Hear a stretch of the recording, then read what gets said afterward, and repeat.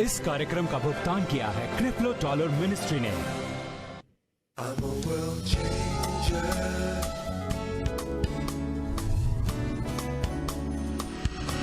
आज का संदेश अब जारी रहेगा। मैं नहीं देख सकता कि परमेश्वर मुझे कैसे माफ कर सकते हैं उन पापों के लिए जो मैंने नहीं किया। आप उम्मीद कर सकते हैं, क्योंकि पापों के लिए वो सिर्फ एक बार मरे और यीशु 2000 साल में एक भी बार नहीं मरे। उन्होंने हमारे अतीत, वर्तमान और भविष्य के पापों का भुगतान किया है। इंसान ऐसे नहीं सोच सकता, पर परमेश्वर सोच सकते हैं। आपको ये समझ में आया? जब आपका अनंत समय और दूरी और जगह समस्या अगर नहीं है, परमेश्वर ने यीशु के बलिदान द्वारा सारे पापों को पहले ही निपटा दिया है।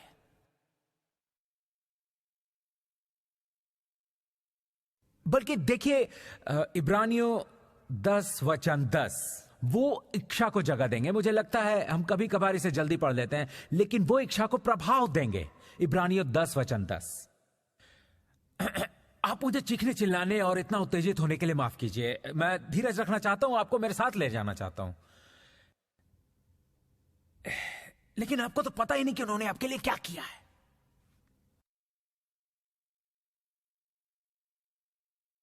नहीं पता। वचन 10, मैं चाहता हूं आप इसे धीरे से पढ़ें, क्योंकि यहां इच्छा है।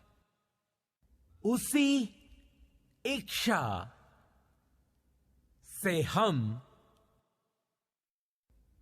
यीशु मसीह की देह के एक ही बार बलिदान चढ़ाए जाने के द्वारा पवित्र किए गए हैं।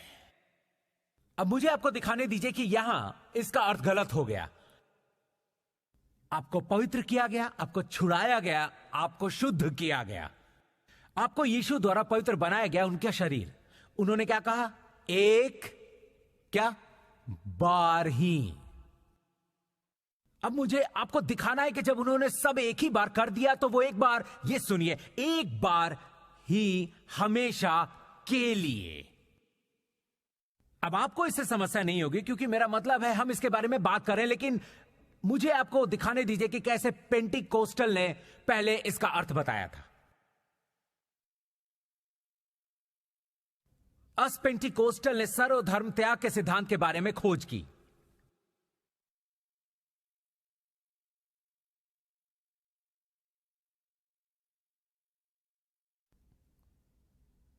और जब भी आप कोई पाप करते हैं, तब आप मुक्ति खो देते हैं। और अगर आप अपने पापों को कबूल करते हैं, तो मरने के पहले ही आप नरक में जाते हैं, बावजूद इसके कि आपका जन्म 20 या 30 साल से दोबारा हुआ। आप में से कितनों ने यह पहले भी सुना?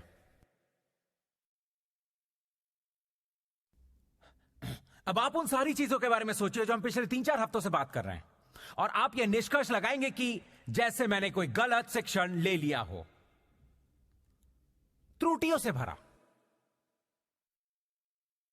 वो इस ग्रंथ की व्याख्या देते हैं, और यही से इसकी शुरुआत हुई कि एक जान का सबके लिए बलिदान, बजाय कि सबका एक भी बार। अब सोचिए इससे क्या होगा?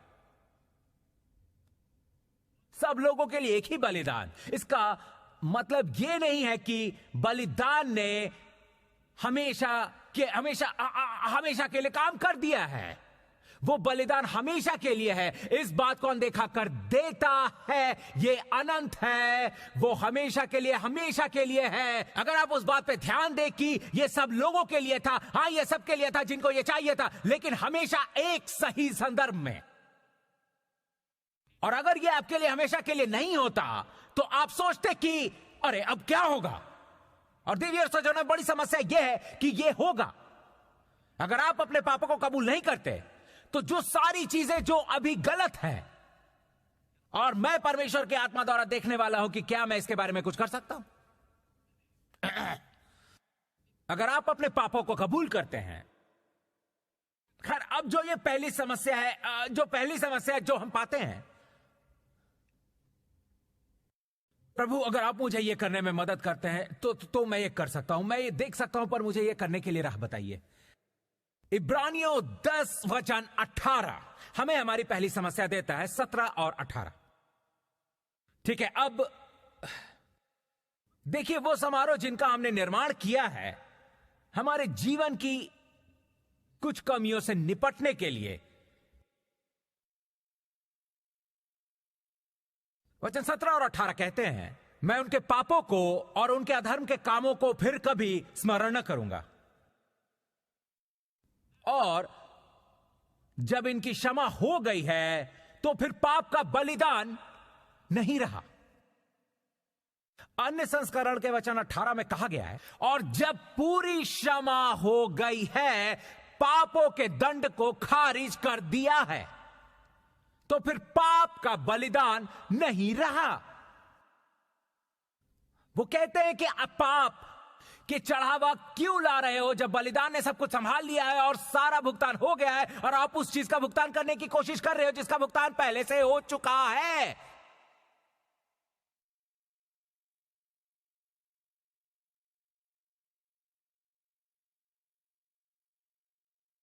वो कहते हैं कि आप पाप के चढ़ावा क्यों ला रहे हो जब बलिदान ने सब कुछ संभाल लिया और सारा भुगतान हो गया, और आप उस चीज का भुगतान करने की कोशिश कर रहे हो जिसका भुगतान पहले से ही हो चुका है।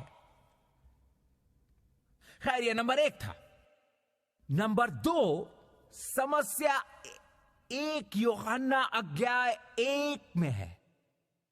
1 यूहन्ना अध्याय 1 वचन 9 में एक ग्रंथ कहता है कि यदि हम आपके पापों को मान ले तो वो हमारे पापों को क्षमा करने और हमें अपने अधर्म से शुद्ध करने में विश्वास योग्य और धर्मी है। समस्या यह है कि आपको पूरा अध्याय पढ़ना होगा। उन्होंने शुरुआत की कि वो हमें कुछ बताएं। हम ये बोलने के लिए तैयार हो रहे हैं, हमने क्या सुना है, हमने क्या देखा है, हमारा क्या अनुभव है, हमने ये अनुभव किया है, हमने ये सुना है, हमने ये देखा है। अब हम आपको ये सब बताएंगे। तो कोई है जिससे वो संदेश पहुंचा रहे हैं, और फिर वचन 5 में कहा है, और अब हम वो संदेश का उपदेश कर रहे हैं जो आपको सुनना है। और फिर वो संदेश का उपदेश करने लगे जो उन्होंने सुना है। उनको जिन्होंने वो संदेश सुनना नहीं है, उनको जिन्हें मौका मिला कि वो संदेश पर विश्वास रख सके, उनको जिन्हें संदेश मिला ही नहीं, और संदेश का एक हिस्सा ऐसा था उनके लिए जिन्होंने यीशु का कभी अनुभव ही नहीं लिया, उनके लिए जिनका दोबारा जन्म नहीं हुआ। जो हमें पता है वो जानने के लिए, जो हमें अनुभव है उसका अनुभव लेने के लिए आपको ये करना है। अब पूरा अध्याय पढ़िए। अगर आप अपने पाप कबूल करते हैं जैसे हमने किए हैं, अगर हम पाप कबूल करते हैं, आप जानते हैं, अगर मैं आपसे कहूं, आप जानते हैं अगर हम परमेश्वर के साथ ज्यादा वक्त बिताएं, मैं खुद को और सभी को गिन रहा हूं, अगर हम अपने पाप कबूल करें, वो सच्चा है और न्याय संगत है कि वो आपको आपके पापों के लिए माफ करेंगे और आपकी सारी अनैतिकता से शुद्ध करेंगे। धर्म ग्रंथ का वो वचन धर्मियों के लिए इसलिए नहीं था कि वो उसका रोज इस्तेमाल करे अपने पाप कबूल करने के लिए। उस धर्म ग्रंथ का इस्तेमाल उस इंसान को करना चाहिए जो अंधकार में है और उसे बढ़िया उजाले में ला सके। वही चीज है जो हम सब ने की है जब हम बचाए गए थे। हमने पाप की स्वीकृति की और हमें वो प्राप्त हुआ जो यीशु ने हमारे पाप के लिए किया। वो सच्चे हैं, वो न्याय संगत है। उन्होंने हमारे पाप के लिए हमें माफ किया, उन्होंने हमें अनैतिकता से शुद्ध किया है। हम उद्धार के लाभ भोगी बने जिसका भुगतान यीशु ने उस दिन किया जब हमने माना और हमने हमारे पाप कबूल किए। अब हमने सुबह पढ़ा है कि वो अनंत है। हमने जो उस दिन किया वो अनंत है, वो हमेशा के लिए रहता है। लेकिन जो हम कर रहे हैं, क्योंकि धर्म ने हमें सिखाया है, धर्म ने सिखाया है। मेरे पास कुछ टिप्स पड़े हैं जिन्होंने सिखाया था। मैं बस आपको बताना चाहता हूं कि मेरा विकास होते रहता है, मैं बदलते रहता हूं, मैं बेहतर होते रहता हूं, मैं पढ़ते रहता हूं और पहचानते रहता हूं। आप समझ रहे हैं? तो मुझे मत बुलाओ और कहो लेकिन पादरी आपने उस टेप में कहा। मैं आपको बता रहा हूं मैंने अभी क्या कहा है, इसीलिए आपको अपनी टेप्स ताजा रखनी चाहिए।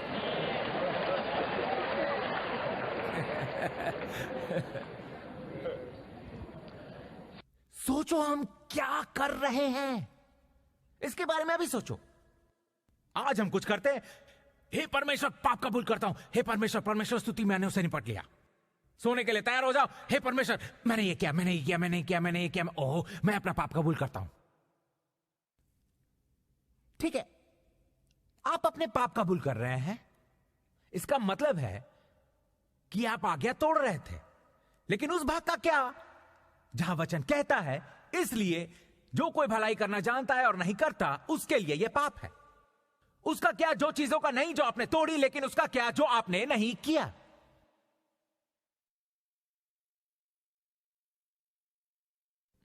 मेरा मुद्दा है क्या होगा अगर आप कुछ भूल जाएं तो। मेरा मतलब है अगर ये चीज अच्छी है क्योंकि ये कानूनी है, अगर ये चीज सही होने वाली है, जिसका आसान सा मतलब है अगर ये सच है, तो अगर मैं पाप को भूल भी जाऊं मैं नरक जाऊंगा। मैं शायद भूल गया रहूंगा कि मैंने उस व्यक्ति के साथ कैसा बर्ताव किया था, मैं भूल गया रहूंगा, मैं लोभी है, मैं शायद भूल गया हूंगा। क्या होगा अगर मैं कुछ भूल जाऊं तो मैं नरक में जाऊंगा क्योंकि मैं कुछ भूल गया। आपको लगता है परमेश्वर वैसे हो, वो आपको भेजेंगे और जाने दीजिए आंतरिकता, नहीं नहीं नहीं हमें मिला है, आप भूल गए, मैं मदद नहीं कर सकता अगर आप भूल गए। आप जानते हैं अगर आपका परमेश्वर के साथ कोई भाईचारा है तो वो नहीं है। अगर आपको भरोसा नहीं है कि जो आपने किया उससे आपको बेहतर करना चाहिए था, क्योंकि हम बढ़ रहे हैं और सीख रहे हैं उन निशानों के बारे में जिससे हम चूक गए, और हम बेहतर होते जा रहे हैं क्योंकि हमने, जैसे आप यीशु मसीह में एक बच्चा थे और फिर आप यीशु मसीह में एक इंसान बने और फिर आप यीशु मसीह में पूरे विकसित हुए, और आप जितना ज्यादा विकसित होते हैं उतना ज्यादा जानते हैं और उतना ज्यादा समझते हैं। क्या आप अपने बच्चे से उस चीज के लिए नाराज रह सकते हैं जो उसने 3 साल की उम्र में किया, अब वो 40 का है?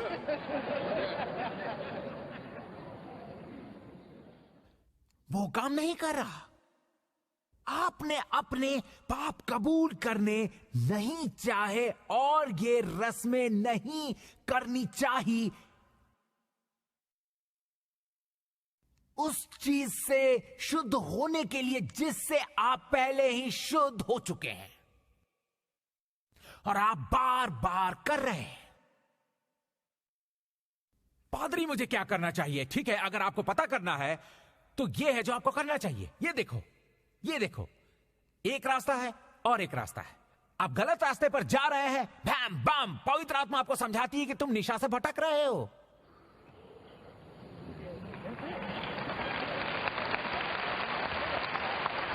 लेकिन होता यह है आप गलत रास्ते पर बढ़ रहे हैं, बैम बैम बैम। ये देखो, 1 मिनट, ये गलत रास्ता है। हम परमेश्वर के नेक हैं, हमें नेक बनाया गया है, हम पवित्र हैं, हमें मुक्त किया गया है। जो इस रास्ते में है उससे हम पहचान नहीं बना सकते। मैं पहचान नहीं रहा हूं और परिस्त्रीक्रमण नहीं कर रहा, मैं शादीशुदा नहीं हूं। अपने शरीर के साथ बुरा करने से मैं पहचान नहीं बना सकता। मुझे ये चीजें नीचे रखने दो। मेरा शरीर पवित्र आत्मा का प्रार्थना घर है। वो मैं व्यभिचार से पहचान नहीं बना सकता। नहीं नहीं नहीं नहीं नहीं नहीं। अब क्या हो रहा है? आप क्या कर रहे हो? आप और भी ज्यादा नेक अविवेकपूर्ण हो रहे हैं, और वो नेक अविवेकपूर्णता आपको दिशा दिखा रही है उस रास्ते की। सुनिए, उस रास्ते की जिसका आपके शख्सियत के साथ एक मत हो।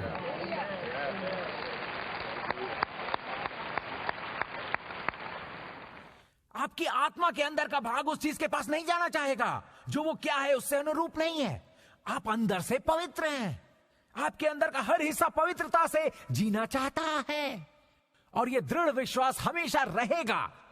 मुझे लगता है कि मैंने शायद पिछले हफ्ते कहा था। अब जानते, चलो मान ले एक लड़का जो बॉर्न अगेन के पहले एक लौंडियाबाज था। जैसे ही उसने रात को अपनी लौंडियाबाजी खत्म की, वो अगले सुबह उठा और कहने लगा, ओह यार मैं रात तक का इंतजार नहीं कर सकता, मैं दोबारा करूंगा, मुझे उसके बारे में मस्त लगता है। वो बॉर्न अगेन हुआ, वो उसी राह पर चलता गया। लेकिन फर्क था कि जब वो अगली सुबह उठा तो वो अपराध बोध कहां से आया? मुझे ऐसा क्यों लगता है?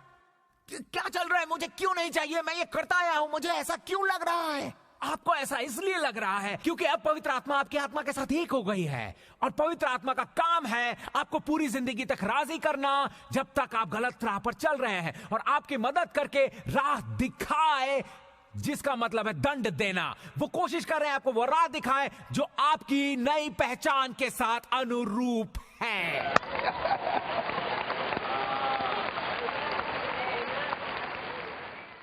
जरा सोचो क्या होगा अगर आप अपनी सोच इस तरह कर दें, बनाम आप पाप करें। अब आप अपने समारंभ में जाओ। ओ ननाशा नमा ननाशा नमाना, ओ ननाशा नमांजिया नामा या बगला या नमाशना यीशु सालाला बसाला सालाला बसाला बाबा। अब आप स्तुति सेवा के वक्त बहुत महानता से गा रहे हैं, क्योंकि आपको एहसास होना चाहिए कि आप एक प्रक्रिया के समारंभ से गुजर रहे हैं, ताकि आप दोबारा उस जगह पर जा सके जहां से आप ये चीज आने से पहले तक थे। हे परमेश्वर, कोशिश कर रहे हैं इससे छुटकारा पाने की।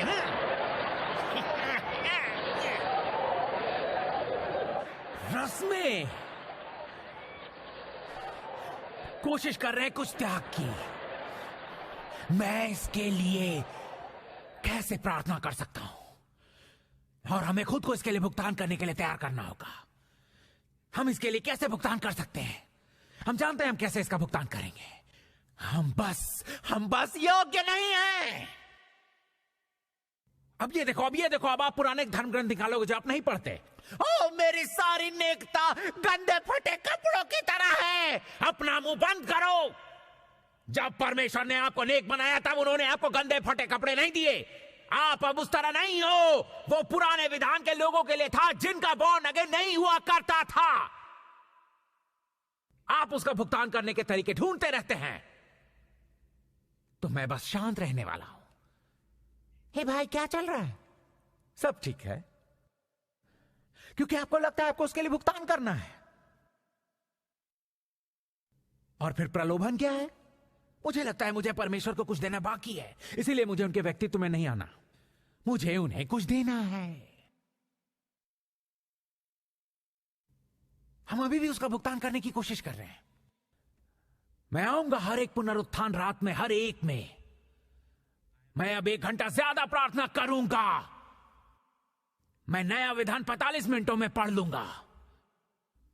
मैं जुबा से प्रार्थना करूंगा जब तक कि मैं गिर नहीं जाता। वो सारी कोशिशें हैं उसका भुगतान करने की, जिसका यीशु ने पहले ही भुगतान कर दिया है।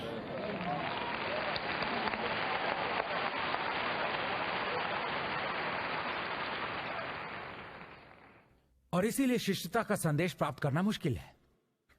मांस में पॉल को काटा। आपको याद है उन्होंने क्या कहा था?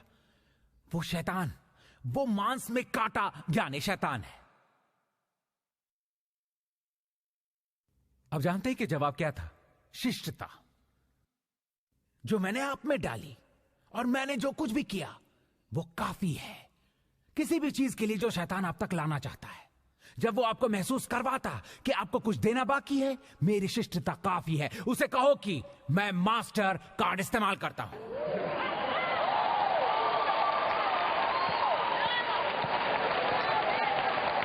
उसका भुगतान किया गया है।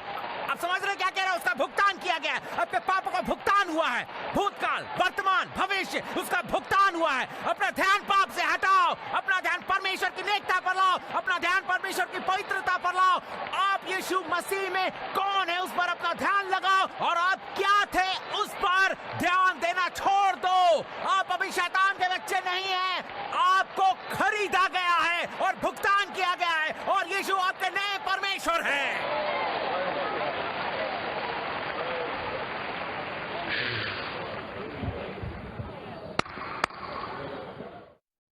जरूरत है कि कितनी महान ये 2-3 लोगों की कला है, कितनी महान कला है। वो कुछ है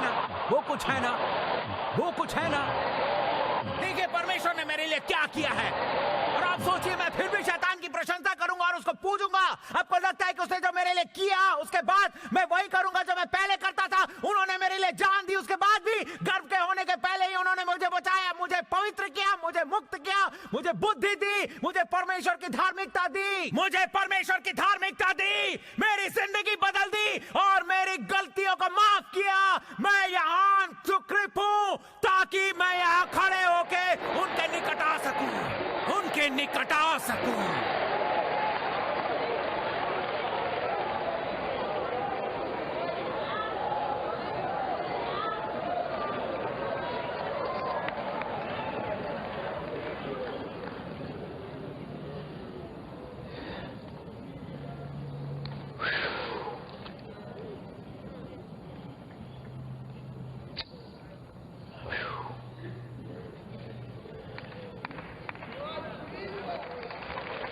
चलिए थोड़ा और पढ़ते हैं। वचन 11 इब्रानियों 10। आपको ये समझ में आ रहा है? वचन 11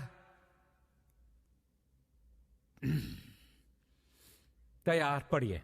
और हर एक याजक तो खड़े होकर प्रतिदिन, अब ये सुनिए, वक्त का जिक्र करते हुए शब्दों पे ध्यान दीजिए इन अगले 4 वचनों में। तैयार? और हर एक याजक तो खड़े होकर प्रतिदिन सेवा करता है और एक ही प्रकार के बलिदान को, जो पापों को कभी भी दूर नहीं कर सकते, बार बार चढ़ाता है। पर वो व्यक्ति तो पापों के बदले एक ही बलिदान सर्वदा के लिए चढ़ाकर परमेश्वर के दिहने जा बैठा, और उसी समय से इसकी बाट जो रहा है कि उसके बैरी उसके पांव के नीचे की पीढ़ी बने, क्योंकि उसने एक ही चढ़ाई के द्वारा उन्हें जो पवित्र किए जाते हैं सर्वदा के लिए सिद्ध कर दिया है।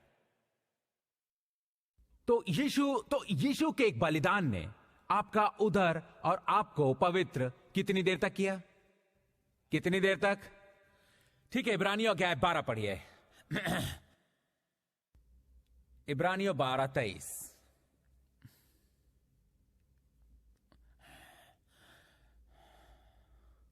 ओ यीशु,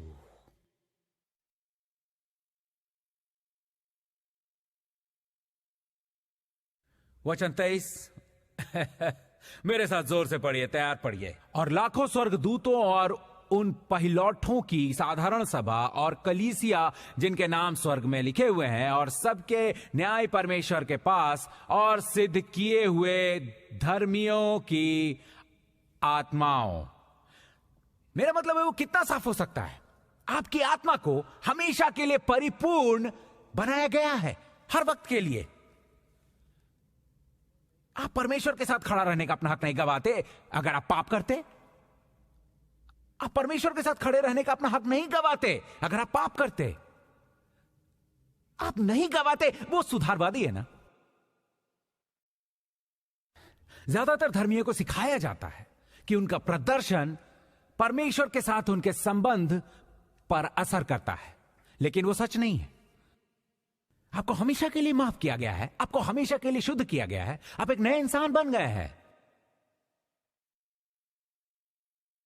और फिर आप सुन रहे हैं, लेकिन अगर आप पाप करें तो आप परमेश्वर के साथ खड़े होने का अपना हक गवा देंगे जब तक आप अपने पाप कबूल नहीं करते। अच्छा होगा अगर आप पाप जल्दी कबूल कर लें, अगर वो ना करें अपनी जान गवा बैठेंगे। अब एक और चीज है जो आप सुनते हैं, क्योंकि अगर आप नहीं करते तो आप परमेश्वर को नाराज कर रहे हैं। वो परमेश्वर का वचन नहीं सिखाता। इसीलिए लोग कोशिश करते हैं परमेश्वर को खुश करने की, क्योंकि उन्हें बताया गया है कि बाकी सब चीजें परमेश्वर को नाराज करेंगी। अब मैं आपको कुछ बताना चाहता हूं। अब मैं आपको 1 मिनट में बताऊंगा कि पाप परमेश्वर को नाराज करता है। वो आपको फिर भी प्यार करते हैं। पाप आशीर्वाद को रोकता है, वो फिर भी प्यार करते हैं। वो आपको मंजूर करते हैं, लेकिन पाप आपके जीवन को उथल पुथल कर देगा, लेकिन वो असर नहीं डालेगा। मैं इसे इस तरह कहूंगा, पवित्र जीने से परमेश्वर आपको ज्यादा प्यार नहीं करेंगे, वो परमेश्वर के प्रति आपके प्यार को बढ़ाएगा, लेकिन उससे परमेश्वर आपको ज्यादा प्यार नहीं करेंगे। देखो, आपको लगता है कि ये सब करके परमेश्वर आपको ज्यादा प्यार करेंगे। उन्होंने पहले ही सोच लिया जो उन्होंने पहले ही कर दिया है। देवी और सज्जनों, आप तब तक शुद्ध और परिपूर्ण नहीं है जब तक आप उसे नहीं समझते। आपको समझना होगा। मुझे वो दोबारा कहने दो। आप शुद्ध और पवित्र नहीं हो जब तक आप इसका बोलबाला नहीं करते, जो कि हमेशा करना चाहिए, जो लगातार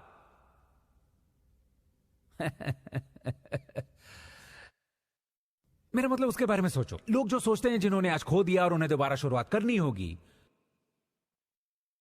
वो कभी विकसित नहीं होते, और वो कभी असल में उस जगह तक नहीं बढ़ते जहां परमेश्वर चाहते हैं कि वो बढ़े और विकसित हो। क्योंकि ऐसा लगता है कि आप वहां जा रहे हैं जहां मैं अभी बातें करने वाला हूं। फिर आपका जमीर निंदा करने लगेगा, और फिर पाप आपको दोषी करार देता है, और आप पूरी चीजें खो देते हैं। डेविड ने भी यह देखा। मुझे आपको ये दिखाने दीजिए उन्होंने इन 2 धर्म ग्रंथों में क्या देखा, और फिर कुछ सवालों का जवाब देते हुए इन चीजों को संतुलित कर देगा। सबसे पहले संहिता में देखिए, संहिता 32:2। संहिता 32:2। संहिता 32:2। ओ धन्यवाद परमेश्वर। संहिता 32:2। और फिर मैं कुछ सवालों का जवाब दूंगा जो मुझे लगता है आपको संतुलन लाने में मदद करेगा। अब संतुलन विश्वास और अंधविश्वास के बराबर नहीं है। असल में संतुलन विश्वास है और उसी विषय के बारे में ज्यादा समझ है। समझे, उसका विरोधार्थी नहीं। दुनिया सोचती है कि संतुलन के लिए सही रिपोर्ट करो और फिर नकारात्मक रिपोर्ट से संतुलित करो। वो संतुलन नहीं है। अगर झूठा संतुलन है तो फिर वो झूठा संतुलन है। लेकिन जब आपको अपने आटे को संतुलित करना होता है, आप अभी भी दोनों बाजू में आटों का इस्तेमाल कर रहे हैं। ठीक है। वचन 2, क्या ही धन्य है वो मनुष्य जिसके अधर्म का यहोवा लेखा न ले और जिसकी आत्मा में कपट न हो। जिसकी आत्मा में कपट न हो। अन्य संस्करण में कहा है, खैर मैं वचन 1 से शुरू करता हूं। धन्य है वो जिसका अपराध माफ कर दिया है, जिसके पाप को ढक दिया गया है। पिछली बार हमने यही देखा। अन्य संस्करण के वचन 2 में कहा है, धन्य है वो मनुष्य जिसके अधर्म का यहोवा लेखा न ले और जिसकी आत्मा में कपट न हो और छल न हो, क्योंकि उसमें घुस नहीं सकते।